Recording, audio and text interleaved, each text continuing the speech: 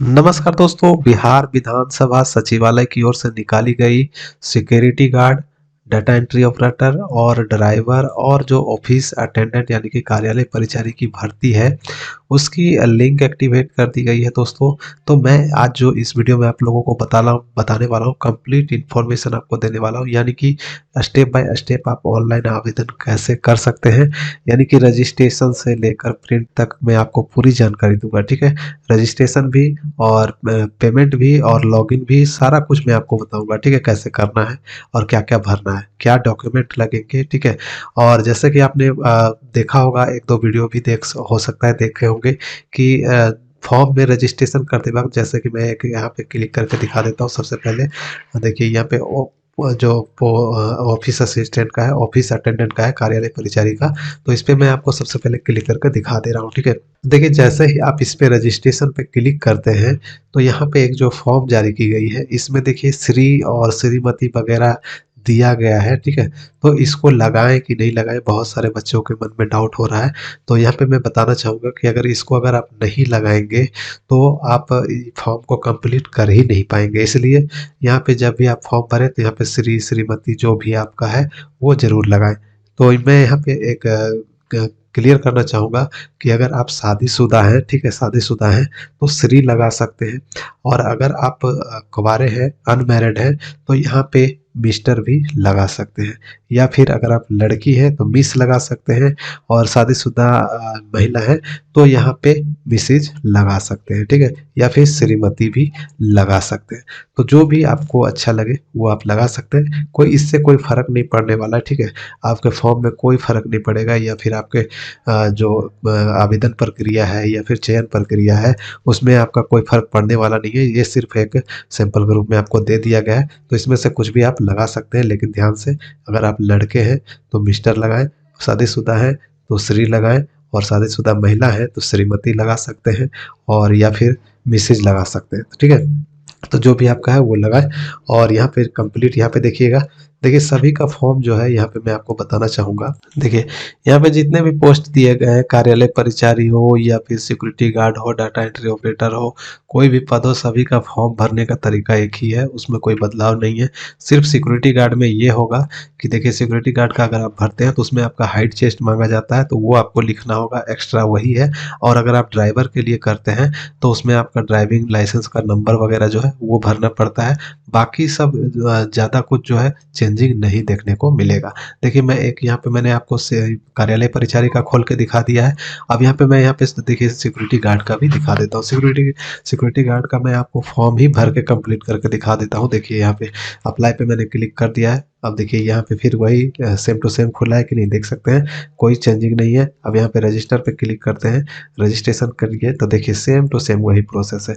जो भी आपका नाम है, ईमेल आईडी है, फिर आपका जेंडर है, मिनिमम क्वालिफिकेशन है, तो यहाँ पे देखिए क्वालिफिकेशन में थोड़ी सी चेंजिंग है। तो जो कोई मैट्रिक पास है, कोई इंटरमीडिएट पास पे है। ठीक है, जो वैकेंसी है यहाँ पे आप देखेंगे कि जो वैकेंसी थी कि कार्यालय परिचारी 10वीं पास पे है, और आपका ये जो सिक्योरिटी गार्ड है वो इंटरमीडिएट पास है। तो यही आपको चेंजिंग, यही सब देखने को मिलेगा, ज़्यादा कुछ चेंजिंग नहीं मिलेगा। तो चलिए कंप्लीट फॉर्म को भर के दिखा देता हूँ मैं आपको। यहाँ पे मैंने सिक्योरिटी गार्ड वाला खोल लिया है, और यहाँ पे देखिए सबसे पहले कैंडिडेट का नाम यहाँ पे सेलेक्ट कर लेते हैं, श्री। ठीक है, तो दोनों में श्री हो चुका है। यहाँ पे कैंडिडेट का फुल नेम, फिर यहाँ पे दोबारा डाल देंगे, ईमेल आईडी डालेंगे, जेंडर सेलेक्ट कर लेंगे, मेल फीमेल। और उसके बाद यहाँ पे देखिए मिनिमम क्वालिफिकेशन है, तो हायर सेकेंडरी दिया दिया गया है, तो ये हायर सेकेंडरी सेलेक्ट करेंगे। अगर आप कार्यालय परिचारी में भरेंगे तो आपका यहाँ पे मैट्रिक दिखाई देगा, तो मैट्रिक आप यहाँ पे सेलेक्ट कर लेंगे। ठीक है, तो ये हो गया। अब यहाँ पे देखिए पूछता है कि क्या आप सरकारी कर्मचारी हैं 3 साल से लगातार, तो कंप्लीट कर लिया है तो हाँ या ना कर सकते हैं, तो मैं यहाँ पे नो कर देता हूँ। तो आप भी या आप भी यहाँ पे सेलेक्ट कर लेंगे नो। अगर आप पहले से कर्मचारी हैं, कार्यरत हैं, तो आप यहाँ पे यस कर लेंगे। ठीक है, अब नेक्स्ट जो है आप देख सकते हैं, यहाँ पे मैंने थोड़ा सा जूम कर दिया ताकि साफ साफ दिखाई दे। देखिए क्या आप रक्षा सेवा के भूतपूर्व सैनिक हैं, तो हाँ या ना पे क्लिक कर सकते हैं। मैं नो कर देता हूँ। फिर अगर आप दिव्यांग हैं तो यहाँ पे हाँ या ना कर सकते हैं। अगर यस करेंगे तो कितने परसेंट दिव्यांग हैं वो आपको यहाँ पे बताना पड़ेगा, तो मैं यहाँ पे नो ही कर देता हूँ, नो कर देते हैं। फिर यहाँ पे क्या आप बिहार के मूल निवासी हैं, तो हाँ या ना पे क्लिक कर सकते हैं, तो मैं यहाँ पे ये यस कर देता हूँ। फिर यहाँ पे आ जाता है वर्क कैटेगरी, आपकी कैटेगरी क्या है, जनरल। देखिए जैसा कि अगर आप यहाँ यहाँ पे देखिए एक चेंजिंग ये है कि सिक्योरिटी गार्ड में जनरल के लिए सीट है, तो यहाँ पे जनरल का ऑप्शन आपको देखने को मिल रहा है। लेकिन अगर आप कार्यालय परिचारी का आवेदन करेंगे तो कार्यालय परिचारी वाला में आपको यहाँ पे जनरल का ऑप्शन नहीं मिलेगा। चलिए मैं वो भी आपको यहाँ पे देखिए खोल के दिखा देता हूँ। देखिए ये जो कार्यालय परिचारी का है, तो मैं यहाँ पे देखिए सेलेक्ट करके दिखा देता हूँ। मिनिमम क्वालिफिकेशन देखिए, क्वालिफिकेशन में यहाँ पे सिर्फ 10वीं का आ रहा है कार्यालय परिचारी में, और यहाँ पे इसमें जो है आपका इंटरमीडिएट आ रहा है। तो सेम है, कुछ ज़्यादा चेंजिंग नहीं है। उसी प्रकार से अगर यहाँ पे देखिए ये बिहार का मूल निवासी, उसके नीचे वर्ग कैटेगरी, तो कैटेगरी में देखिए यहाँ पे जैसे ही सेलेक्ट करेंगे, ये देखिए आप जैसे ही वर्ग पे क्लिक करते हैं तो देखिए यहाँ पे जनरल का ऑप्शन नहीं है कार्यालय परिचारी में, लेकिन सिक्योरिटी गार्ड में है। सिक्योरिटी गार्ड में आपका जनरल के लिए भी सीटें दी गई है, ठीक है। तो उसी प्रकार से जो है थोड़ी बहुत चेंजिंग है, ज़्यादा चेंजिंग नहीं है। तो इसी प्रकार से आपको ध्यान रखना है। देखिए यहाँ पे वर्ग कैटेगरी में अगर हम देखें सिक्योरिटी गार्ड में, तो जनरल का सीट है, तो जनरल का इसलिए ऑप्शन यहाँ पे दिया है। तो आपका जो भी कैटेगरी हो वो आप यहाँ पे चयन कर सकते हैं। फिर यहाँ पे डेट ऑफ बर्थ है, कैलेंडर के माध्यम से यहाँ पे सेलेक्ट कर लेंगे। देखिए मैं यहाँ पे जनरल कर देता हूँ, फिर यहाँ पे देखिए कैलेंडर खुल गया। जब तक यहाँ पे कैटेगरी सेलेक्ट नहीं करेंगे तो नीचे वाला ऑप्शन नहीं खुलेगा। तो देखिए यहाँ पे आप कैलेंडर के माध्यम से आप अपना डेट ऑफ बर्थ सेलेक्ट कर लेंगे, ठीक है। डेट ऑफ बर्थ सेलेक्ट करने के बाद यहाँ पे आयु आपका ऑटोमेटिक आ जाएगा। फिर यहाँ पे मोबाइल नंबर है, मोबाइल नंबर डालेंगे तो यहाँ पे आपका सेंड ओटीपी पे क्लिक करेंगे, एक ओटीपी आपके मोबाइल नंबर पे आ जाएगा।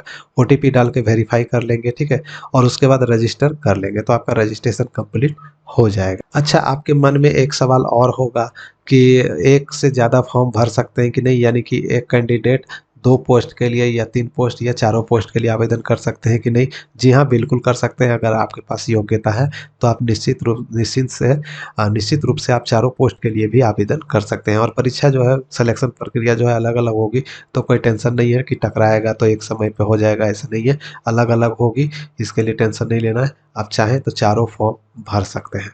अब देखिए यहाँ पे रजिस्ट्रेशन आपका कंप्लीट हो चुका है। यहाँ पे रजिस्ट्रेशन नंबर यानी कि एप्लीकेशन आईडी भी आपको यहाँ पे प्राप्त हो चुकी है, और इसका पासवर्ड जो है आपके मोबाइल पे भेज दिया जाता है, ठीक है। तो मोबाइल में जो पासवर्ड भेजा गया है और ये जो आपका कैप्चा कोड, ये जो आपका एप्लीकेशन आईडी है, वो दोनों की मदद से आपको लॉगिन करना है। तो लॉगिन पे यहाँ पे क्लिक करेंगे, लॉगिन टू कंटिन्यू, इस पे क्लिक करते हैं। अब देखिए यहाँ पे लॉगिन पैनल खुल चुकी है। लॉगिन में आपको क्या करना है, एप्लीकेशन आईडी जो आपको मिला है वो डालेंगे, पासवर्ड यहाँ पे डालेंगे, जो आपके मोबाइल पे भेजा गया है वो पासवर्ड डाल के लॉगिन कर लेंगे। लॉगिन करने के बाद देखते हैं। अब देखिए यहाँ पे एक नोट आपको देखने को मिल जाएगा कि note after 3 day the payment process will be start. तो यहाँ पे बताया गया है कि जो है ये पेमेंट का ऑप्शन और आगे का फॉर्म जो है भरने के लिए 3 दिन के बाद शुरू होगी। अभी सिर्फ रजिस्ट्रेशन की प्रक्रिया शुरू की गई है, लेकिन आपको याद होगा कि इसके पहले भी 2019 में ये फॉर्म आ चुकी थी। तो उस फॉर्म में और इस फॉर्म में मैंने देख लिया है, कोई अंतर नहीं है। तो चलिए मैं आपको दिखाता हूँ कि जो पहले वाला फॉर्म आया था उसके लॉगिन करने के बाद क्या-क्या भरना पड़ता है। तो चलिए स्टेप बाय स्टेप वो भी देख लेते हैं, ठीक है। और जब ये नया वाला जब शुरू होगी 3 दिन के बाद, तो मैं आपको अलग से एक वीडियो और बना के दिखा दूँगा। देखिएगा कि दोनों का प्रोसेस जो है सेम था, यानी अंतर आपको कोई भी देखने को नहीं मिलेगा, सिर्फ डेट का अंतर है और कुछ नहीं मिलेगा, ठीक है। तो प्रक्रिया वही है। आपको इसमें देख पाएँगे कि क्या-क्या डॉक्यूमेंट लगता है, ठीक है। डॉक्यूमेंट में हालाँकि ज़्यादा कुछ है नहीं, फ़ोटो सिग्नेचर है, हिंदी इंग्लिश में सिग्नेचर लगेगा और फ़ोटो लगेगा, इसके अलावा और ज़्यादा कुछ नहीं माँगा जाता है। तो चलिए हम लोग देखते हैं आगे क्या-क्या माँगा जाएगा और क्या-क्या प्रक्रिया की जाती है। तो यहाँ पे आपको लॉगिन करने के बाद जो है आपका ऑप्शन मिल जाएगा। यूज़र आईडी और पासवर्ड को यहाँ पे डाल देना है। देख सकते हैं यहाँ पे यूज़र आईडी और पासवर्ड डालने का ऑप्शन आपको दिया हुआ है। तो यहाँ पे आपको अपना यूज़र आईडी डाल देना है, फिर यहाँ पे आपको अपना पासवर्ड डाल देना है जो आपके मोबाइल नंबर और ईमेल आईडी पे भेजी गई है, और फिर ये लॉगिन बटन पे क्लिक करके लॉगिन कर लेंगे। लॉगिन करते ही दोस्तों आपने जो रजिस्ट्रेशन में भरा है वो सारा डिटेल आपके सामने आ जाएगा। ये डाउनलोड रजिस्ट्रेशन स्लिप पे क्लिक करके इसको डाउनलोड भी कर सकते हैं। देखिए डाउनलोड हो जाएगा, इसको डाउनलोड करके रख लेना है, ठीक है। रजिस्ट्रेशन स्लिप डाउनलोड होने के बाद यहाँ पे नीचे आते हैं, तो यहाँ पे अप्लाई नाउ पे आपको क्लिक कर लेना है। क्लिक करते ही देखिए आपका फॉर्म खुल जाता है। अब यहाँ पे आपको अपना फादर नेम, पिता का नाम भर देना है, फिर यहाँ पे मदर का नाम भर देना है, ठीक है। मदर का नाम भरने के बाद यहाँ पे आएंगे तो देखिए धर्म आपको सेलेक्ट कर लेना है, जो भी आपका धर्म है। यहाँ पे धर्म देखिए हिंदू, मुस्लिम, क्रिश्चियन जो भी आप हैं उसे सेलेक्ट कर लेंगे। ठीक है, उसके बाद यहाँ पे वैवाहिक स्थिति है, शादीशुदा है या अनमैरिड है, जो भी है उसे सेलेक्ट कर लेंगे। फिर यहाँ पे नेशनलिटी है, सेलेक्ट कर लेंगे। और यहाँ पे अपनी date of certificate issue date, प्रमाण पत्र, यानी कि मैं जैसा कि आप यहाँ पे देख पा रहे होंगे कि एससी जैसे ही मैंने सेलेक्ट किया है तो यहाँ पे जाति प्रमाण पत्र मांगा जा रहा है। तो जाति प्रमाण पत्र कब जारी किया गया है वो उसका डेट यहाँ पे सेलेक्ट करके डाल देंगे। ठीक है, सर्टिफिकेट का नंबर क्या है जाति कास्ट का वो आप यहाँ पे डाल देंगे। फिर अथॉरिटी किसने जारी किया है, बीडीओ, सीईओ, एसडीओ, डीएम, जो भी जिसने भी जारी किया है आपका कास्ट सर्टिफिकेट वो यहाँ पे लिख देंगे। तो अगर सीईओ ने किया है ब्लॉक स्तर से तो सीईओ आप लोग लिख देंगे यहाँ पे।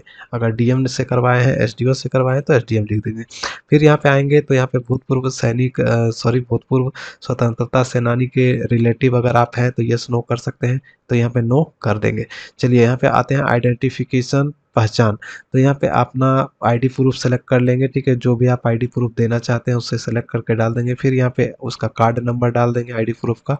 फिर पहचान चिन्ह, आपका कटेर का निशान, तिल का निशान, जो भी आपके शरीर पे है वो लिख देंगे। ये लिखने के बाद यहाँ पे आते हैं तो देखिए एड्रेस आ जाता है। आपका एड्रेस यहाँ पे फिल कर देना है, पूरा एड्रेस, क्रॉस परमानेंट एड्रेस है और उसके बाद यहाँ पे कॉरस्पॉन्डेंस एड्रेस है, पत्राचार का पता था, जो दोनों आपको यहाँ पे फिल कर देना है। जो भी आपका स्टेट, जिला वगैरह है सारा कुछ सेलेक्ट कर लेंगे। सेलेक्ट करने के बाद यहाँ पे एड्रेस नंबर 2 है तो यहाँ पे भी आपको फिल कर देना है, जैसे ग्राम प्लस पोस्ट, जो भी आपका है, गांव का नाम वो लिख देंगे, पोस्ट ऑफिस का नाम लिख देंगे, जो भी आपका एड्रेस है पूरा फिल कर लेंगे। फिर यहाँ पे अगर आपका दोनों सेम है तो यहाँ पे टिक करेंगे तो नीचे ऑटोमेटिक फिल हो जाएगी। अगर अलग अलग पता है तो अलग अलग फिल कर लेंगे। और नीचे आएंगे तो योग्यता आ जाता है आपका एजुकेशनल क्वालिफिकेशन, यानी 10वीं आपने देखिए बोर्ड का नाम यहाँ पे भर देना है 10वीं का, फिर स्कूल का नाम भर देना है, फिर रोल नंबर भर देना है, फिर परसेंटेज, पासिंग ईयर यहाँ पे पहले सेलेक्ट कर लेना है। फिर यहाँ पे परसेंटेज आता है, आपका परसेंटेज भर देना है या सीजीपीए भर देना है। फिर यहाँ पे इंटरमीडिएट का डिटेल फिल कर देना है। ठीक है, फिर यहाँ पे ग्रेजुएशन अगर आपने कर रखा है तो उसका भरेंगे, अगर आपने पीजी कर रखा है तो उसका भरेंगे, नहीं किया है तो यहाँ पे सिर्फ इंटर और मैट्रिक का डिटेल फिल करने के बाद यहाँ पे नीचे आएंगे तो प्रश्नावली पे आपको सेलेक्ट कर लेना है, तो यहाँ पे नो कर लेंगे। ठीक है, अब यहाँ पे आते हैं तो ऊंचाई सेंटीमीटर, आपका हाइट कितना है, फिर आपका चेस्ट कितना है सेंटीमीटर में डाल देंगे। फिर छाती फुलाने के बाद, चेस्ट फुलाने के बाद आपका कितना होता है, मान लीजिए आपका 80 सेंटीमीटर नॉर्मल है तो यहाँ पे कम से कम 85 होना चाहिए, क्योंकि 5 सेंटीमीटर का अंतर होना चाहिए। फिर यहाँ पे आ जाता है आपका पासपोर्ट साइज फोटो अपलोड कर देना है। ठीक है, फिर सिग्नेचर अपलोड कर देना है, यहाँ पे अंग्रेजी में, यहाँ पे हिंदी में। करने के बाद यहाँ पे इस पे टिक करेंगे और सेव एंड कंटिन्यू कर लेंगे। फोटो, सिग्नेचर वगैरह सारा कुछ अपलोड करने के बाद सेव एंड कंटिन्यू कर लेंगे। जैसे ही आप करेंगे तो यहाँ पे यस प्रोसीड पे आपको क्लिक कर लेना है। जैसे ही क्लिक करेंगे आपका प्रोसीड हो जाएगा। अब यहाँ पे देखिए आपका जो आपने फॉर्म में भरा है उसका आपको प्रीव्यू दिखा देगा, आप प्रीव्यू देख लीजिएगा। ठीक है, अगर सब कुछ ठीक है तो आप यहाँ पे प्रोसीड एंड पे क्लिक कर सकते हैं। अगर कुछ गलती रह जाती है तो आप एडिट करके इसे सुधार कर सकते हैं, क्योंकि बाद में सुधार नहीं होगा तो ये लास्ट चांस आपके पास रहेगा कि यहाँ पे क्लिक करके आप सुधार कर सकते हैं। मैं डायरेक्टली देख चुका हूँ, सारा कुछ ठीक है। तो अब यहाँ पे प्रोसीड एंड पे क्लिक कर लेते हैं। जैसे ही इस पे क्लिक करते हैं तो ये आपका पेमेंट के लिए तैयार हो जाता है। अब यहाँ पे कैटेगरी आपकी दिखा देगी। ठीक है, और आपका आवेदन संख्या दिखा देगा और यहाँ पे एक लिंक आपको दिखाई देगा। तो ये देखिए यहाँ पे आपको पे नाउ का ऑप्शन मिल जाएगा, पे नाउ पे क्लिक करके पेमेंट करेंगे। यहाँ पे अब देखिए आपको पेमेंट देखिए कार्ड से कर सकते हैं, यूपीआई से कर सकते हैं, कोड को स्कैन करके भी कर सकते हैं। तो जिससे भी आपको सुविधा हो उससे आप पेमेंट कर लेंगे। पेमेंट हो जाने के बाद दोस्तों आपको एक मैसेज मिल जाएगी, सक्सेसफुली आपका फॉर्म जो है अप्लाइड हो चुका है और डाउनलोड करने का ऑप्शन मिल जाएगा। यहाँ पे आपको क्लिक करके अपने एप्लीकेशन फॉर्म को डाउनलोड कर लेना है। अब आपका प्रिंट आउट रेडी हो चुका है तो इसे प्रिंट करके आप लोग रख सकते हैं अपने मोबाइल में, अपने कंप्यूटर में, जहाँ से भी चाहे वहाँ भी आप सेव करके रख सकते हैं। ठीक है, तो इस प्रकार से जो है आपको प्रिंट करके रख लेना है। उम्मीद करते हैं दोस्तों वीडियो आप लोगों को अच्छी लगी होगी, तो वीडियो को ज़्यादा से ज़्यादा शेयर कर दें, चैनल को सब्सक्राइब कर ले पल पल की अपडेट के लिए। मैं मिलूंगा नेक्स्ट वीडियो में नेक्स्ट अपडेट के साथ, तब तक के लिए बाय, जय हिंद।